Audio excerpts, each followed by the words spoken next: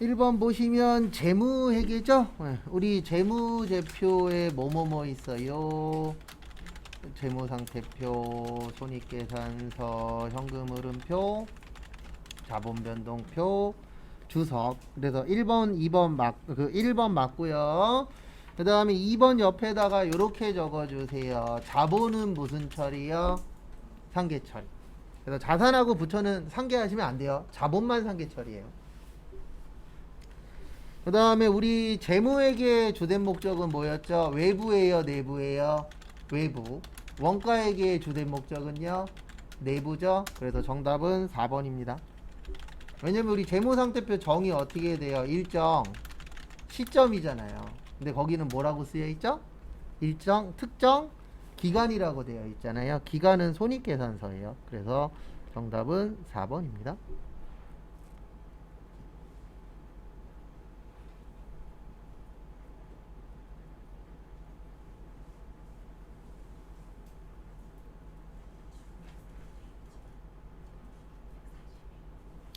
그 다음에 2번 보시면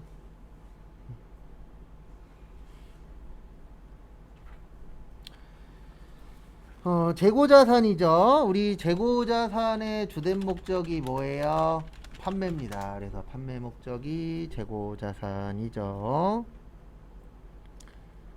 그 다음에 또 다음 거 보시면 재고자산이란 판매 목적 맞습니다. 그 다음에 두 번째 재고자산의 수량을 결정하는 방법에는 계속기록법, 실질재고조사법, 혼합법. 우리 수량 결정 방법에 세 가지 있었죠. 계속기록법, 그 다음에 실질재고 조사법, 그 다음에 무슨 법이 있다 그랬어요? 혼합법. 그래서 2번 맞잖아요. 그 다음에 단가에는 우리 개별, 그 다음에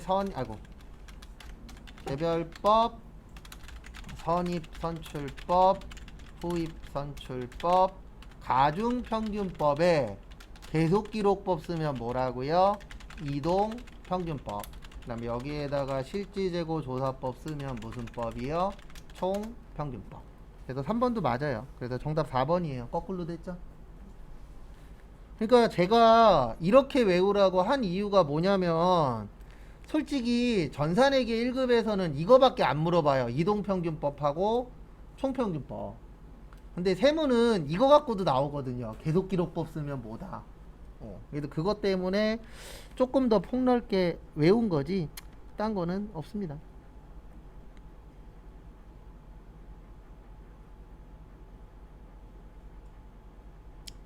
그 다음에 다음 거 보시면 3번. 요거는 추가로 빨리 외우세요. 못 외우신 분들은, 특히 세무 보실 분들은. 회계에는 한 번인가 밖에 안 나왔고 세무에는 좀 잘 나오거든요. 그래서 거기 보시면 변경에는 두 가지가 있어요. 정책의 변경하고 추정의 변경. 그래서 정책의 변경은 어떤 법을 바꾸는 거고, 감가상각은 제외, 그 다음에 소급법, 그 다음에 추정은 대손이나 감가, 그 다음에 전진법. 그래서 요거 나오면 요렇게 두 줄을 좀 기억을 해 주셔야 돼요.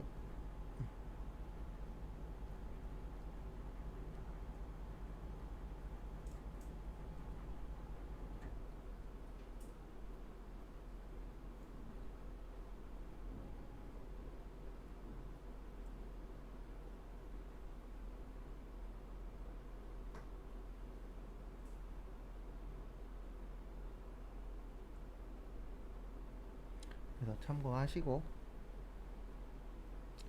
그래서 1번 보시면 대손은 추정이에요. 그 다음에 2번 보시면 정책의 변경과 추정의 변경이 저기에 밑줄 치세요. 동시. 그러면 이거 2번 맞는데 왜 맞냐면 여기 보시면 소급법은 과거의 거부터 고치는 거예요. 그 다음에 전진법은 현재 거부터 고치는 거예요. 그러면 우리가 생각을 해보세요. 현재 거 고치고 과거 거 고치는 게 맞을까요? 과거 거 먼저 고치고 현재 거 고치는 게 맞을까요? 과거 거 먼저 고치고 그 다음에 당연히 현재 거 고쳐야 되겠죠. 그래서 2번 맞아요. 그러니까 두 가지가 섞여 있을 때 있거든요. 이럴 때는 항상 옛날 거 먼저 고치고 지금 거 고쳐야지 순서가 맞잖아요. 지금 거 먼저 고치고 옛날 거 고치면은 금액이 달라질 수 있겠죠. 그 부분 참고하시고. 그 다음에 정답은 3번인데 거기 보시면 저기에다 밑줄 치세요. 구분하기 불가능한 경우. 시험 문제에 구분하기 불가능한 경우라고 나오면 요거 좀 기억하세요. 뭐 기억하시냐면 쉬운 거 먼저 해요. 그래서 쉬운 걸로 하는 겁니다. 그러면 정책은 옛날 거 바꾸는 거라 그랬고 추정은 현재 거 바꾸는 거라 그랬잖아요. 그러면 옛날 거 바꾸는 게 편해요? 현재 거 바꾸는 게 편해요? 현재 거 바꾸는 게 편하겠죠. 그래서 요때는 추정의 변경으로 해야 돼요.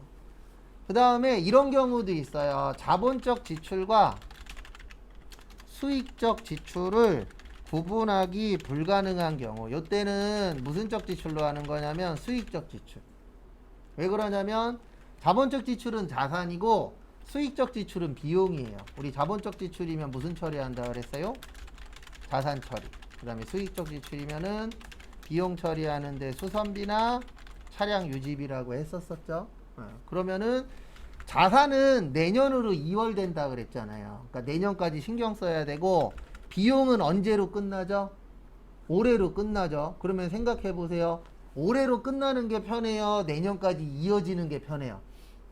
올해로 끝나는 게 더 편하겠죠. 그래서 자산하고 비용하고 뭘로 써야 될지 모르겠어. 그럴 때는 뭘로 쓰라고 되어 있냐면 비용으로 쓰라고 되어 있어요. 그래서 그 부분 참고하시고.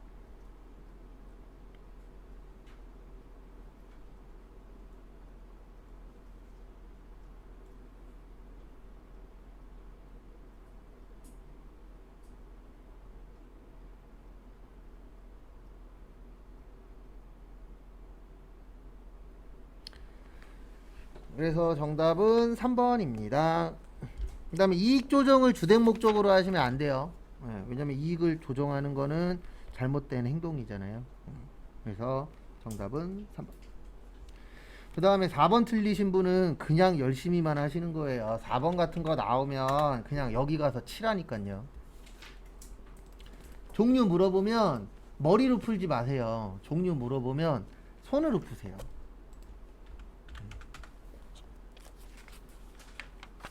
그래서 여기 가서 컨트롤 뭐요? F. 무슨 준비금? 이익 준비금. 그러면 이익 잉여금에 나오잖아요. 정답 몇 번이요? 2번. 아니면 이걸 외우고 계시면 되잖아요. 우리 이익 잉여금에 몇 가지 있다? 2가지. 이익 준비금하고 끝에가 뭐요? 적립금. 그래서 이익 준비금은 현금 배당의 몇 분의 몇? 10분의 1. 자본금의 몇 분의 몇? 2분의 1. 그러면 2번 딱 아니잖아요. 이익준비금은 이익잉여금.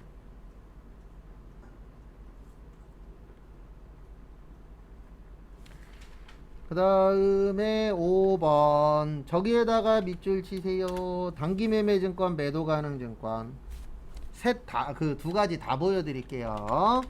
단기매매증권이면 이렇게 됩니다. 7월 1일날 차변에 단기매매증권 600 현금 600. 그 다음에 기말에 7,000원이 됐죠. 그러면 단기매매증권 100 대변에 단기매매증권 평가 이익 100.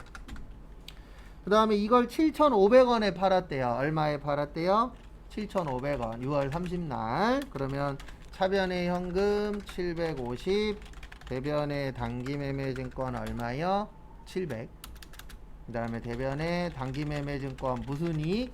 처분이익 얼마요? 50. 그 다음에 이게 매도가능증권이면 이렇게 돼요. 7월 1일날 매도가능증권 600. 그 다음에 현금 얼마요? 600. 그 다음에 기말에 매도가능증권 100 매도가능증권 평가이익 100인데 이거 왜 내냐면 얘 때문에 내요. 얘는 자본이에요. 뭐라고요? 자본. 자본은 무슨 처리? 상계 처리. 그것 때문에 냅니다. 그래서 6월 30날 이렇게 돼요. 현금 750.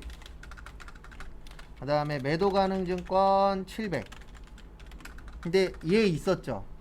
매도 가능 증권 무슨 이익? 평가이익. 그래서 매도 가능 증권 평가이익 얼마 있었어요? 100. 그 다음에 우리 차변과 대변 어때야 된다? 같아야 된다. 그래서 매도 가능 증권 처분이익 150. 그러면 50만원하고 150만원하고 얼마 차이 나요? 100만원. 그래서 정답은 3번. 이거 일부러 내는 거예요. 뭐 때문에 내는 거냐면 단기매매 증권하고 매도 가능 증권 나오면 무조건 상계 처리 때문에 내는 거예요. 무슨 처리 때문에요? 상계 처리. 요거는 다음 주 월요일 날 연습할 거예요. 상계 처리 관련돼서. 왜냐면 상계 처리 잘 안 됩니다. 그게 정상이에요. 근데 2주 안에 쉬운 것들이 있거든요. 요 정도? 요런 거는 좀 연습하면 할 수 있어요. 그래서 다음 주에 여기 상계 처리 연습할 겁니다. 그 다음에 6번에 저기에다 밑줄 치세요. 공손. 그리고 저기 3번에 저기에다 밑줄 치세요. 정상 비정상. 정상 비정상 나오면 이거 기억해야 됩니다.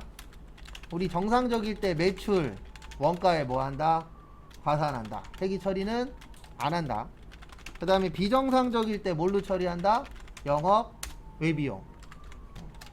이라고 외운 적 있어요? 없어요? 있어요. 그래서 정답 3번. 우리 얼마 전에 결산 시험 봤을 때도 있었잖아요. 정상이냐 비정상이냐. 그 차이점 잘 알고 계시고요. 그 다음에 7번.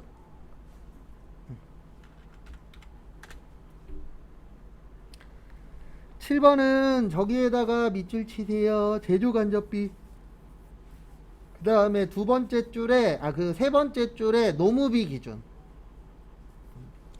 항상 우리가 뭔가를 나눠줄 때는 기준이 중요합니다. 뭐가 중요하다고요? 기준. 그래서 요 25만원을 나누어 줄 건데 뭐를 기준으로 나누어 줄 거래요? 누구 기준?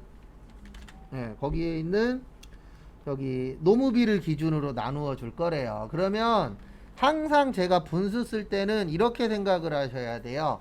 전체분에 해당되는 거예요. 그러면 노무비 전체가 현재 50만원입니다. 왜 안 나와?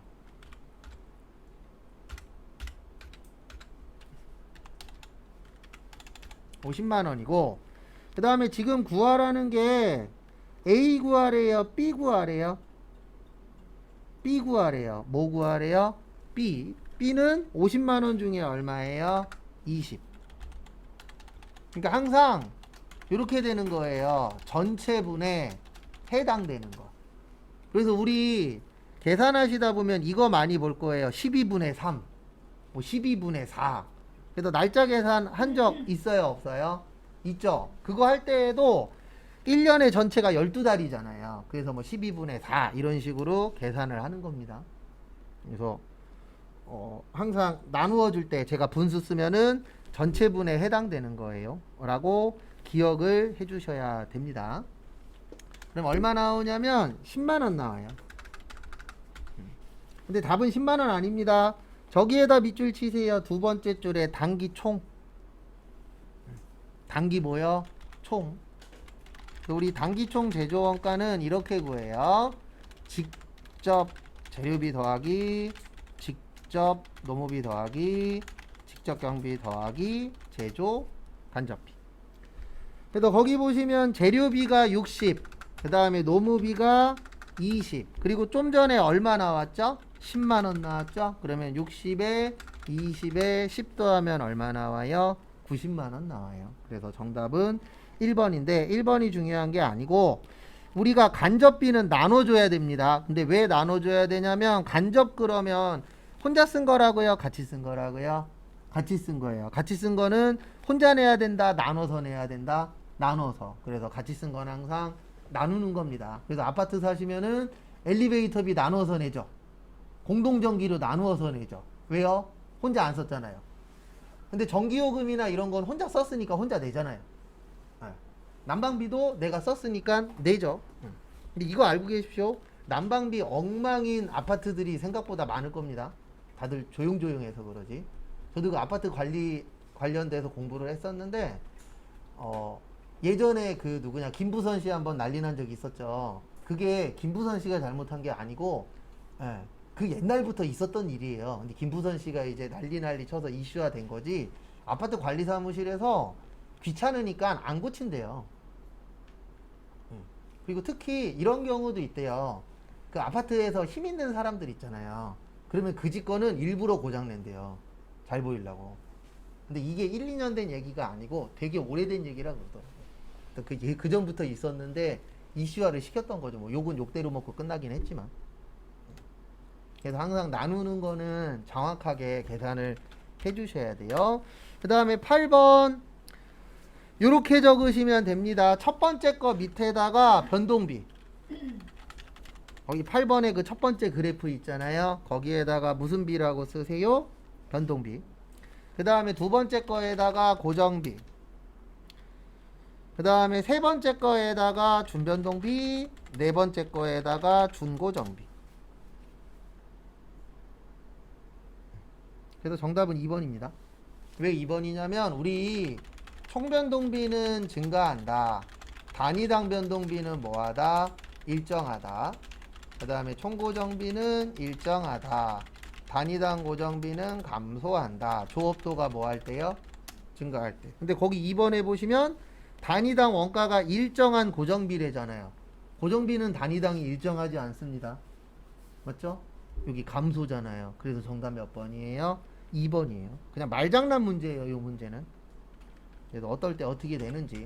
그 다음에 그래프 순서는 요거예요. 변동비, 고정비, 그 다음에 조금 떨어진 상태에서 올라가는 게 준변동비고요. 그 다음에 준고정비를 다른 말로 계단처럼 생겼다 그래서 계단형이라고도 해요. 그 옆에서 본 계단 모양이잖아요. 그래서 준고정비는 무슨 형이라고도 한다고요? 계단형이라고도 표현합니다. 그래서 정답은 2번.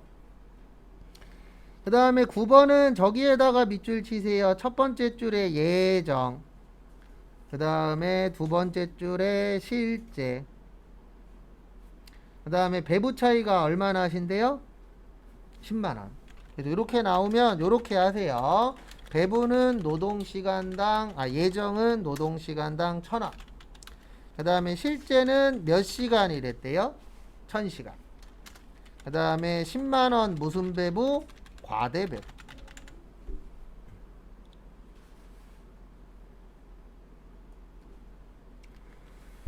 그러면 우리 예정은 시간당 1000원이래요. 그리고 몇 시간 일했대요? 1000시간 일했대요. 그러면 1000원에 1000시간이면 얼마죠? 100만원 나옵니다. 요게 예정이 되는 거예요. 뭐가 되는 거라고요? 예정. 왜냐면 거기 지문에 써 있잖아요. 예정이라고. 근데 문제는 뭐냐면 과대배부의 뜻을 이해하셔야 돼요. 제가 앞으로도 남은 시간 동안에 툭 하면 이런 얘기를 할 겁니다. 무슨 얘기 할 거냐면 실제 기준이라고. 누구 기준이라고요? 실제. 그러면 우리 실제는 뭐는요? 실제는 실제 기준으로 해서 과대의 뜻이 대자가 무슨 대자예요? 많을 대자예요. 그래서 과대의 뜻은 실제보다 얼마 많다? 10만원 많다. 그러면 실제는 얼마여야 돼요? 90만원. 왜냐면 90만원이어야 10만원 많은 게 뭐가 되는 거라고요? 100만원이 되는 거예요. 그래서 항상 기준은 누구라고요? 실제. 그거 좀 잘 봐두시고. 그래서 정답은 1번인데 요거는 말장난으로 좀 잘 나와요. 그래서 어떤 말 나왔을 때 어떻게 하는지 그거 좀 봐두시고. 그 다음에 10번은 저기에다가 밑줄 좀 쳐주세요. 어디에다 밑줄 치시냐면 두 번째 끝에 직접 원가 배부. 무슨 원가 배부요? 직접 원가 배부. 그래서 우리 배부 방법에 보조부문 배부 방법에 무려 몇 가지 있어요? 3가지 있어요. 그래서 직접, 단계, 상호. 이렇게 몇 가지 있으세요? 3가지.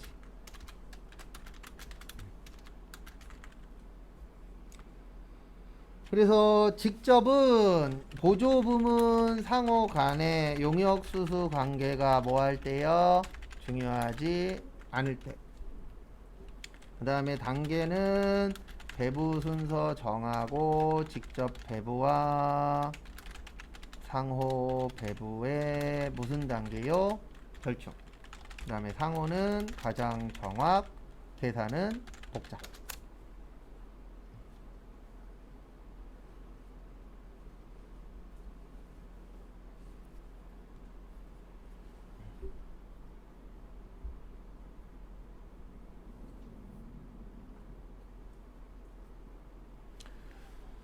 그래서 거기 보시면은요, 거기 보시면 무슨 원가로 배부하래요?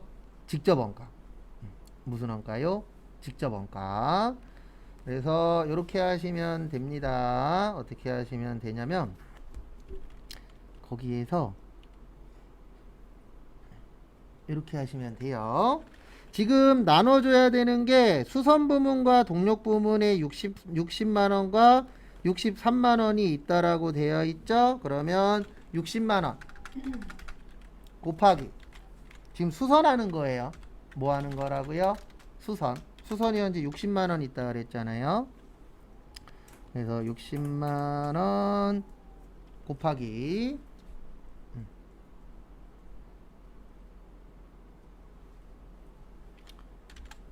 원래는 800대, 400대, 600인데 직접이라고 나오면 보조는 없는 거예요.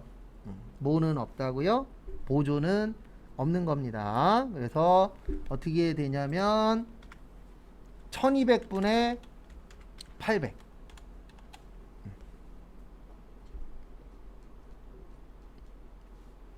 1200분의 얼마요? 800. 그러면 얼마 나오냐면은 40만 원 나와요. 요게 이제 어디냐면은 저기 성역.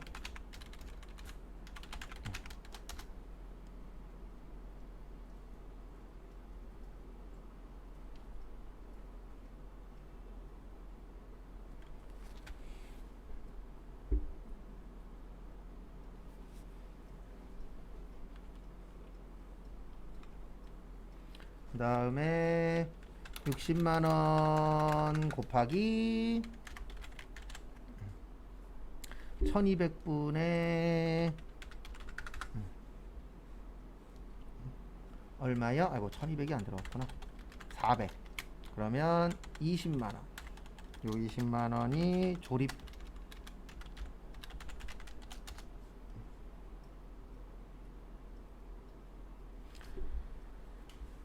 그 다음에 수선은 이제 됐고요. 그 다음에 동력 할 겁니다. 동력이 현재 63만원이 있어요. 그래서 63만원 곱하기 원래는 9100대 3500대 7000인데 직접 배부라고 나오면 보조는 없는 겁니다. 그러면 9100대 3500 하시면 12600 나와요. 그래서 항상 분수 쓸 때는 전체 분에 해당되는 거예요. 그 다음에 9100 해당되는 거. 그래서 계산기가 63만원 나누기 12600 곱하기 9100 하면 45만 5천원 나와요. 요게 성역.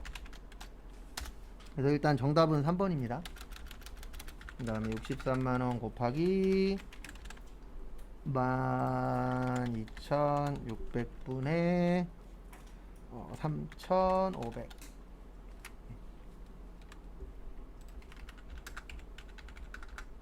17만 5천원. 요게 조립.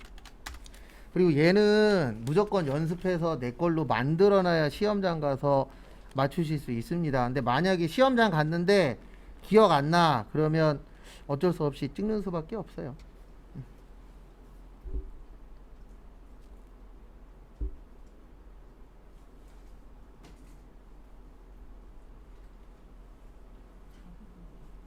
답이요? 40만원에 45만 5천원 더해서 85만 5천원이요.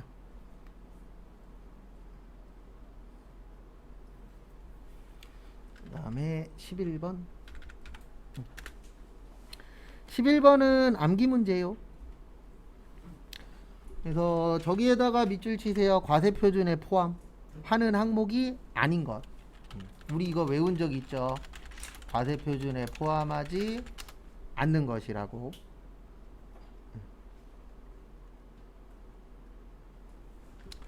그래서 매출 환입 및 애누리, 그 다음에 매출 할인, 지급 지연으로 인한 연체이자 국고보조금과 뭐요? 공공보조금. 그 다음에 도달되기 전에 파손, 훼손 또는 멸실된 경우 용기회수 보증금, 종업원, 봉사료. 그래서 정답 3번입니다. 여기 지급지연.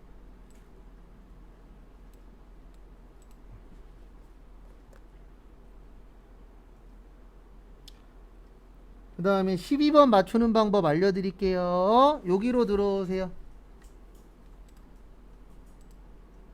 여기 아이고 잠시만요. 왜 나 전산회계 1급으로 들어왔지? 원천징수로 들어오세요.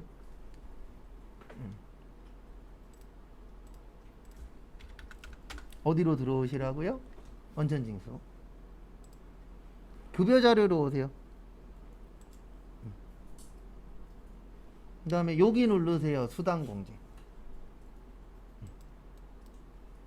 그러면 여기 옆에 써 있어요. 식대 얼마요? 10만원. 자가운전 얼마요? 20만원. 그래서 1번하고 2번은 아니에요. 그 다음에 여기 보세요.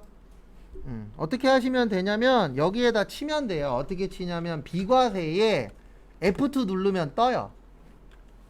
그 다음에 거기 출산이라고 있잖아요. 출산 없어요. 그래서 정답은 3번입니다. 그러니까 어떻게 하시는 거냐면 프로그램에다 밑에다 쳐보는데 비과세 넣고 F2 누른 다음에 거기 4번에 뭐라고 되어 있죠? 예, 직무 치면 떠요. 직무 발명 보상금 1년에 얼마요? 500. 떠요 안 떠요? 뜨죠? 그러면 1번, 2번, 4번 있으니까 답은 몇 번이 되는 거예요? 3번. 그러니까 프로그램을 조금이라도 다룰 줄 아시면, 그러니까 다룰 줄 아는 게 하나라도 올라가면 맞출 확률은 1이라도 올라가요. 왜냐면 프로그램에 어느 정도 힌트가 있긴 있거든요. 아예 없는 시험은 아니니까. 그래서 저도 전산세무 1급 볼 때 세 문제는 프로그램으로 맞췄어요. 왜냐면 이런 게 있다라는 건 아는데 종류가 너무 많은 건 안 외우거든요. 저도 그거 어떻게 다 외워요. 그러면 이렇게 들어와서 도움을 받으시는 것도 하나의 방법입니다. 그래서 정답은 몇 번이라고요? 3번이에요. 그 다음에 13번 우리 간주공급에 4가지 있습니다. 자가공급, 개인적 공급, 사업상 증여, 폐업시, 잔존재화인데 이 자가공급은 또 3가지로 외우셔야 돼요. 요즘 시험 문제가 계속 이렇게 나오는데 면세, 그 다음에 개별소비세, 과세대상, 자동차, 그 다음에 마지막으로 판매 목적, 타사업장, 반출인데 여기는 세금계산서 발행 가능하다라고 되어 있어요. 그래서 정답은 1번입니다. 타사업장 반출만 가능해요. 그래서 일단 저거 뭐냐, 간주공급은 숙지를 하고 계시고 그 전에 제가 외우라고 했었잖아요. 그 다음에 요 자가공급은 추가를 좀 해주셔야 돼요. 요즘에 이런 식으로 간혹가다 한 번씩 내시더라고요. 그러니까 이게 시험 내시는 분에 따라서 저게 좀 달라요. 중요하게 보는 게. 그래서 한 2년 전인가 3년 전에 거의 다 붙은 적이 있어요. 근데 그때 왜 많이 붙었었냐면은 시험 내신 분이 저랑 성향이 비슷한 거예요. 그리고 제가 수업 시간에 요거 중요합니다라고 얘기한 거에서 다 나온 적도 있었어요. 근데 그런 운은 솔직히 얘기해서 한 3, 5년에 한두 번밖에 없어요. 왜냐면 이제 내시는 분의 성향에 따라서 이게 시험 문제가 좀 덜 중요한 게 많이 나올 때도 있고, 그 다음에 우리가 수업할 때 많이 본 것 중에 많이 나올 때가 있는데 그 확률이 아주 높진 않습니다.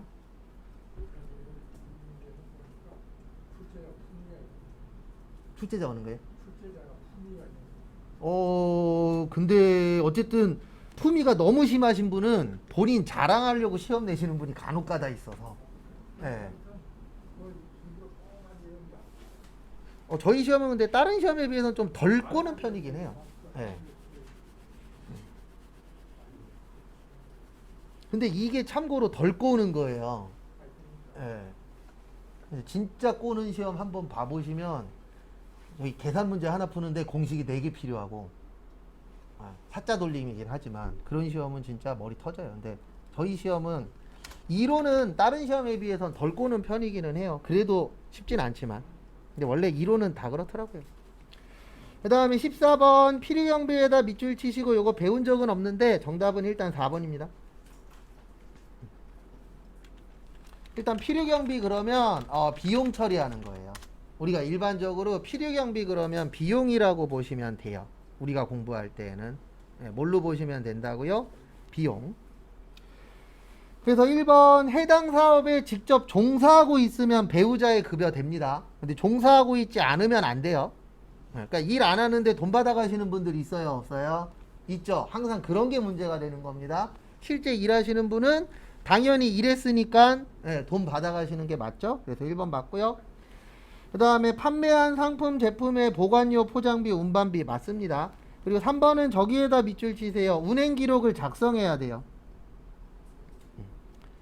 그러니까 무조건 비용 처리가 안 되는 건 아니에요. 그 비용 처리를 받으려면 뭐 법마다 차이가 있는데 일단 회사와 관련돼서 쓰고 있어야 된다. 그래서 한때 이게 유행이었어요. 그 1000cc 넘는 자동차 옆에다가 회사 마크 붙이는 게 유행이었어요.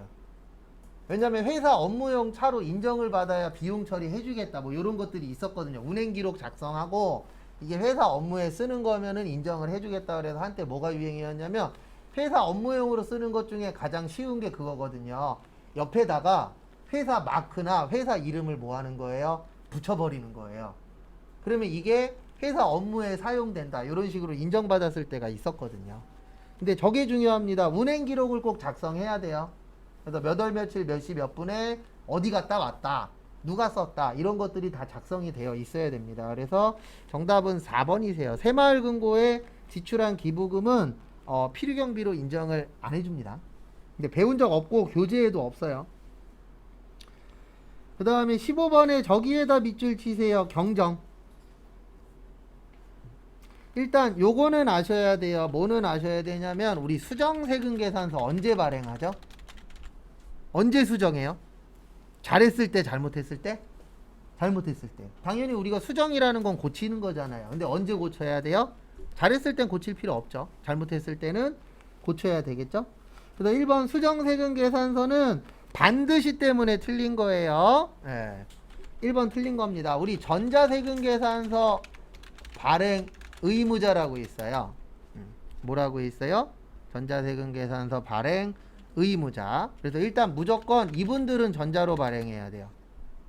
누구요? 일단 법인. 그래서 법인은 무조건 전자세금 계산서로 하셔야 되고요. 그 다음에 두 번째 개인 중에서 개인 중에서도 이제 발행을 하셔야 되는데 직전 연도입니다. 항상. 그래서 직전 연도 공급가액이 얼마여야 돼요? 2억 원이어야 돼요. 2억 원 이하.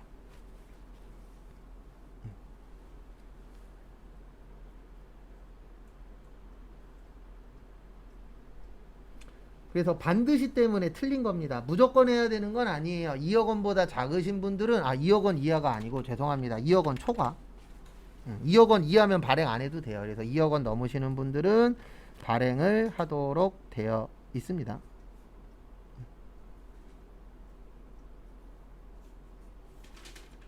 그래서 그 2억 잘 봐두시고. 그 다음에 정답은 2번이세요. 저기에다 밑줄 치세요. 경정. 경정이 뭐냐면 세무서가 알고 있는 경우라고 생각하시면 돼요. 그러니까 우리가 경정하는 이유가 그거거든요. 잘못했으면 국가가 확인해야 돼요? 안 해야 돼요? 확인해야 되죠. 그래서 경정할 것을 알고 있었다. 그게 무슨 뜻이냐면 국세청이 이미 내가 잘못한 걸 아는 거예요. 그러면 국세청이 안 다음에 내가 고치면 국가에서 인정해 줄까요? 안 해줄까요? 안 해주겠죠. 그거랑 똑같은 거예요. 뭐랑 똑같냐면 내가 만약에 불법 주차했어. 그리고 불법 주차 딱지 끊었어. 그러면 그거 주차 옮긴다 그래서 불법 주차가 아닌 건 아니잖아요. 이미 뭐 했으니까? 걸렸으니까. 그래서 우리가 항상 걸리기 전에 해야 되잖아요. 걸리면 이미 뭐 한 거예요? 늦은 겁니다. 그래서 걸린 후에 고친다 그래서 인정한다, 안 한다? 안 한다. 그 뜻이에요. 그래서 정답은 2번이세요. 그 다음에 3번, 계약이 해지되면 당연히 다시 발행해야 됩니다. 근데 다시 발행하는데 계약이 해제됐을 때는요, 거기 보시면 처음 세금 계산서가 아니고요, 계약의 해제일로 보는 거예요. 거기 지금 보시면 처음 세금 계산서 작성일이라고 보이세요? 그거를 뭘로 해주셔야 된다고요? 계약의 해제.